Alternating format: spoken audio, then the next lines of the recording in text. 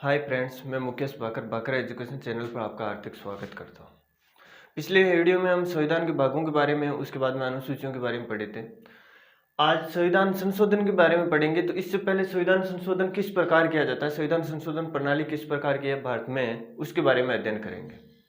अब देखो, भारतीय संविधान में संशोधन प्रणाली कहाँ से ली गई है? स्रोत दक्षिण अफ्रीका से। भारतीय संविधान के बहुत सारे स्रोत अलग अलग देशों से लिए गए, जैसे मौलिक अधिकार अमेरिका के संविधान से लिए गए, राष्ट्रपति का पद भी अमेरिका के संविधान से लिया गया, नीति निर्देशक तत्व आयरलैंड के संविधान से लिए गए। इस प्रकार अलग अलग स्रोत अलग अलग देशों से लिए गए। अब इसका स्रोत संविधान संशोधन प्रणाली वो कहाँ से ली गई? दक्षिण अफ्रीका से ली गई। अब उसको लेकर प्रावधान, भारतीय संविधान में उसका प्रावधान कौन से भाग में रखा? भाग 20 अनुच्छेद 368 में रखा गया। भाग 20 अनुच्छेद 368 में इसका प्रावधान रखा गया। अब संविधान में संशोधन करने की तीन प्रणालियां हैं। कितनी प्रणालियां हैं? तीन प्रणालियां, यानी तीन रूप से संविधान में संशोधन किया जा सकता है। एक पहला है संसद का साधारण बहुमत, संसद का साधारण बहुमत। दूसरा संसद का विशिष्ट बहुमत। तीसरा है संसद का विशिष्ट बहुमत प्लस आधे राज्यों के विधानमंडलों की क्या होनी चाहिए? स्वीकृति होनी चाहिए। इस प्रकार से तीन प्रकार से संविधान में संशोधन किया जा सकता है। पहला देखो, साधारण बहुमत के बारे में पढ़ेंगे हम पहले। साधारण बहुमत से संसद किस प्रकार संशोधन करती है उसके बारे में देखो। इससे संशोधन का सबसे सरल तरीका है, ये संशोधन का क्या है? सबसे सरल तरीका माना गया है। इसमें संसद में उपस्थित जितने सदस्य संसद में उपस्थित होते हैं, चाहे लोकसभा के हो चाहे राज्यसभा के हो, संसद में उपस्थित व मतदान करने वाले। अब उपस्थित तो 100 सदस्य हो सकते थे, उदाहरण के तौर पर उपस्थित 100 सदस्य है, लेकिन मतदान करने वाले यदि 20 ही सदस्य हैं तो उपस्थित व मतदान करने वाले सदस्यों के आधे से अधिक सदस्यों की सहमति से पारित किया जा सकता है। कोई संविधान में संशोधन पारित किया जा सकता है। इसे संसद का साधारण बहुमत भी कहते हैं। इसे क्या कहते हैं? ये सबसे सरल विधि है, इसको संसद का साधारण बहुमत भी कहा जाता है। और साधारण बहुमत के द्वारा संसद का क्या होता है? संविधान में संशोधन किया जाता है संसद के द्वारा। उदाहरण के द्वारा देखो, किन किन में संशोधन साधारण बहुमत से होता है। देखो, संविधान के भाग 1 व 2। पहले भाग में क्या है? संघ एवं उसके राज्य क्षेत्र। दूसरे भाग में नागरिकता। दूसरे भाग में क्या है? नागरिकता। इसमें संशोधन करने के लिए ये विधि काम में ली जाती है।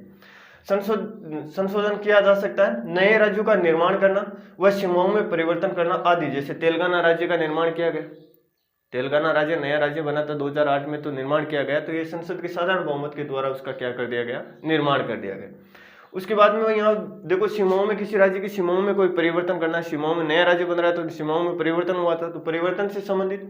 उसके बाद में विधान परिषद का गठन व समाप्ति, राज्यों में विधान परिषद होती है, उसकी गठन करना और उसकी समाप्ति करना, ये साधारण बहुमत के द्वारा किया जा सकता है। संसद का पहला संविधान में संशोधन करने का पहला भाग कौन सा है? संसद का साधारण बहुमत, यानी सबसे सरल तरीका संसद का साधारण बहुमत के द्वारा संशोधन किया जा सकता है।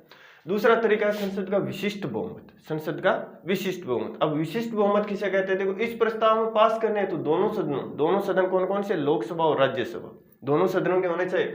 इसमें देखो, इसमें लिखा है संसद में उपस्थित हो मतदान करने वाले सदस्यों के आधे से अधिक सदस्यों की सहमति से। यानी ये जरूरी नहीं है कि लोकसभा के हो या राज्यसभा के या दोनों सदनों के, एक सदन के भी हो सकते हैं, लेकिन इसमें लिखा है दोनों सदनों, लोकसभा और राज्यसभा। दोनों सदन कौन कौन से? लोकसभा व राज्यसभा के अलग अलग कुल बहुमत में उपस्थित और मतदान करने वाले सदस्यों का 2/3 बहुमत क्या होता है?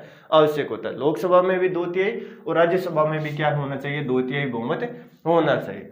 इससे यह संशोधन होता है। इससे किस प्रकार के संशोधन? जैसे भाग 3 मूल अधिकार है, भाग 4 नीति निर्देशक तत्व है, भाग 4 का मूल कर्तव्य है, इनमें संशोधन किया जा सकता है। जैसे एक उदाहरण के तौर पर संविधान में संशोधन किया गया, 86वां संविधान संशोधन 2002 में किया गया, मूल कर्तव्य में जोड़ा गया 21 क में। तो यह संशोधन संसद का विशिष्ट बहुमत के द्वारा किया गया था, यानी दूसरी विधि के द्वारा संशोधन किया गया था। अब आता है तीसरा, संविधान में संशोधन करने की तीसरी विधि। तीसरी विधि कौन सी है? संसद का विशिष्ट बहुमत प्लस 1/2 राज्यों के विधानमंडलों की क्या होनी चाहिए? स्वीकृति, यानी आधे राज्यों के विधानमंडलों की स्वीकृति होनी चाहिए। संसद की विशिष्ट बहुमत के साथ साथ इस प्रणाली में आधे विधानमंडलों की स्वीकृति भी क्या है? जरूरी है। विशिष्ट बहुमत यह हो गया है, यानी इसमें लोकसभा और राज्यसभा संसद के दोनों सदनों के अलग अलग तिहाई से 2/3 बहुमत होना चाहिए, और 2/3 बहुमतों के साथ में 1/2 राज्यों के विधानमंडलों की भी स्वीकृति होनी जरूरी है। यह संसद का तीसरा भाग है।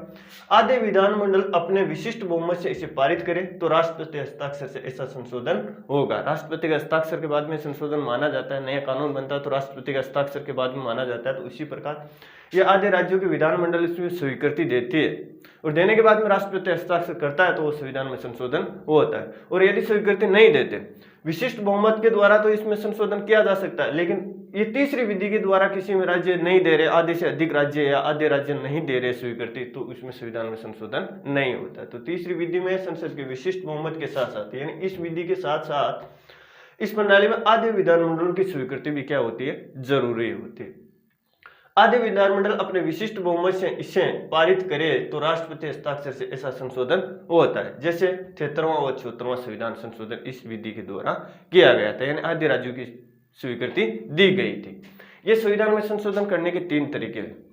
संविधान में संशोधन क्यों किया जाता है? क्योंकि परिस्थितियों के अनुरूप यदि किसी चीज को हम नहीं बदलेंगे तो वो चीज क्या हो जाती है या वस्तु निर्जीव साबित होती है। उसी प्रकार संविधान में यदि परिस्थितियों के अनुरूप हम बदलाव नहीं करेंगे तो यह संविधान मृत साबित हो जाएगा, मृत साबित हो जाएगा। इसके कारण परिस्थितियों के अनुरूप ही उसमें क्या करना पड़ता है, बदलाव करना पड़ता है।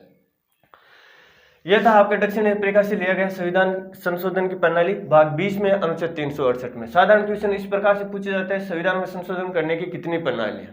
1, 2, 3, यानी 3 प्रणालियां है। संविधान में संशोधन करने की 3 प्रणालियां कहां से ली गई है? दक्षिण अफ्रीका से ली गई है। कौन से भाग में? भाग 20 में। कौन से अनुच्छेद में? 368 नंबर अनुच्छेद में।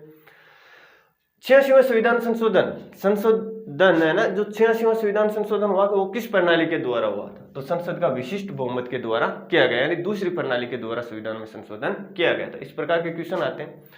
अब देखो इसमें लिखा है भाग 1 व भाग 2, उसके साथ में क्या लिखा है, विधान परिषद का गठन और विधान परिषद का समाप्ति।